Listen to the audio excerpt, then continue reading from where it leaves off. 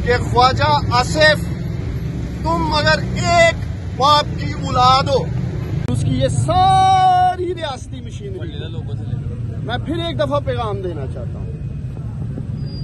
देखे 9 मई को जो कुछ हुआ, मैं सियालकोट में नहीं था, और इन्होंने किस तरह मेरी वालदा के बाल को से पकड़ के जमीन पे घसीटा, बाजू मरोड़े, मारा पीटा।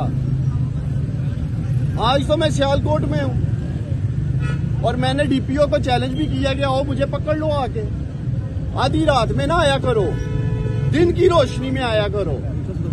आधी रात को तो बेशर्म लोग इस तरह की हरकतें करते हैं और वैसे इनकी बेशर्मी और बगैरती की तो हदें पार हुई हैं। तो मैं ख्वाजा आसिफ को ये पैगाम देना चाहूंगा कि ख्वाजा आसिफ, तुम अगर एक बाप की औलाद हो, जो कि मुझे लगता नहीं, और तुम वाकई अगर एक बाप की औलाद हो तो इलेक्शन से भागना नहीं है। जितनी भी रियासती मशीनरी है लगा लेना 8 फरवरी को। और मैं सियालकोट के सारे मीडिया के सामने, अपनी मां के सामने ये ऐलान कर रहा हूं, और मैं इलेक्शन कमीशन को कहता हूं, मैं सियालकोट में आरओ को कहता हूं, जो NA 71 का आरओ है, ख्वाजा आसिफ की गिनती 10,000 से शुरू करना, 10,000 से। और मेरी माँ की एक से, मेरी माँ का एक वोट, मेरी माँ का एक वोट, ख्वाजा आसिफ की गिनती 10,000 से शुरू करना। और अगर इस ख्वाजा आसिफ को बचा सकते हो ना शिकस्त से, बचा लेना, लगाना जोर। एक तरफ सियालकोट की गयूर अवाम, बहादुर अवाम, गैरतमंद अवाम होगी, और दूसरी तरफ आप लोग देखेंगे मीडिया के लोग के 8 फरवरी को ये बेशर्म तोला होगा, और जीत हक और सच की इंशाल्लाह ताला होगी। बाकी औरतों के कपड़े फाड़े जाते हैं, और ये वही हसन है पाकिस्तानियों जिसको मरियम नवाज ने शाबाश दी थी। आप सब जानते हैं ये डीपीओ हसन मेरे और मेरी फैमिली के साथ जातियात पे उतरा हुआ है। 2022-14 मई के जलसे में भी इसने बुलडोज किया था। ये भट्ट साहब खड़े हैं यहाँ ARY से, इन्होंने कवर किया, अमर भट्ट साहब ने, हर चैनल ने कवर किया। आप सब ने दिखाया कि उस वक्त भी इस डीपीओ ने बर्बरियत और जुल्म किया था इस शहर में। उसके बाद इसी डीपीओ की क़यादत में 9 मई को मेरे घर पे हमला हुआ। उस हमले के पीछे भी ख्वाजा आसिफ था। ख्वाजा आसिफ की मां पे इस डीपीओ हसन ने 9 मई को मेरे घर में हमला किया। कल रात भी सियालकोट की पुलिस, मैं समझता हूं जो बंदी बनी हुई है ख्वाजा आसिफ की, उसके सिकंदर सुल्तान राजा साहेब, सियालकोट की आवाम आपकी तरफ देख रही है। इस डीपीओ हसन के होते हुए कोई फेयर एंड फ्री इलेक्शन नहीं हो सकता सियालकोट में। कोई 8 फरवरी को फेयर एंड फ्री इलेक्शन नहीं होगा। ये देखेंगे आप लोग, ये 8 फरवरी को इस बुज़दिल ख्वाजा आसिफ को जिताने के लिए इलेक्शन लूटेंगे इस शहर का। और मैं अपील करता हूं चीफ जस्टिस ऑफ पाकिस्तान से कि मेरी मां बार बार चीफ जस्टिस कायस फाइज ईसा साहेब, आपसे पहले मेरी मां उमर अताब बंदियाल साहब से इंसाफ मांगती रही। मेरी मां को इंसाफ नहीं मिला इस मुल्क में। आज आप बैठे हैं इंसाफ के मनसब पे। मैं उम्मीद करता हूं कि आप मेरी मां को, मेरी घर की औरतों को इंसाफ दिलाएंगे। आखिर में सियालकोट के मीडिया की वसातत से मैं ख्वाजा आसिफ को एक पैगाम देना चाहता हूं, और मेरा ये पैगाम ख्वाजा आसिफ तक आपने पहुंचाना है।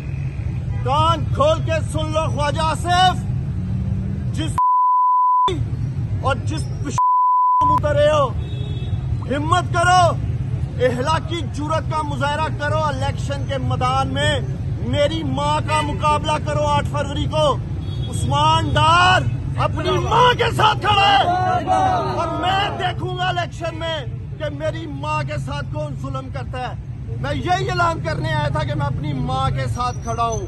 अगर तुम में गैरत है तो आना, भागना नहीं इलेक्शन में। और मैं सियालकोट के लोगों से मुखातब हूं, 8 फरवरी को सियालकोट के ये गयूर, बहादुर और गैरतमंद लोग फैसला करेंगे कि वो अपने वोट की ताकत से इस ख्वाजा आसिफ को, इस बेशरम को, इस बुज़दिल को वोट देंगे। या मेरी बहादुर माँ को वोट देके ये पैगाम देंगे कि वो गैरतमंद लोगों के साथ खड़े हैं। और मैं मुखातब हूँ बिलखसूस सियालकोट की बहादुर बेटियों से, माओ से, अपनी बहनों से। इलेक्शन के दिन 8 फरवरी को आप लोगों ने बाहर निकलना है।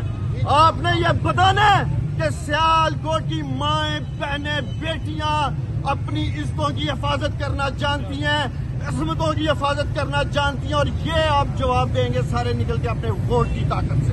आप लोगों से दोबारा मीडिया से मुझे इसलिए मुखातब होना पड़ रहा है कि अभी दोबारा से हरासा किया जा रहा है, हमें फोन कॉल्स आ रही हैं कि आप लोगों को ये सब कुछ भुगतना है और आपके लिए यहाँ जमीन तंग कर देंगे, घेरा तंग कर देंगे, बच्चे उठा लेंगे, हर तरह की धमकी दी जा रही है। अभी मैं वहाँ अंदर था उधर अपने वकील के चैम्बर में, तो मुझे पता चला है कि टेलीफोन कॉल्स की गई हैं और हमें और हमारी खवातीन को और बच्चों को हरासा किया गया।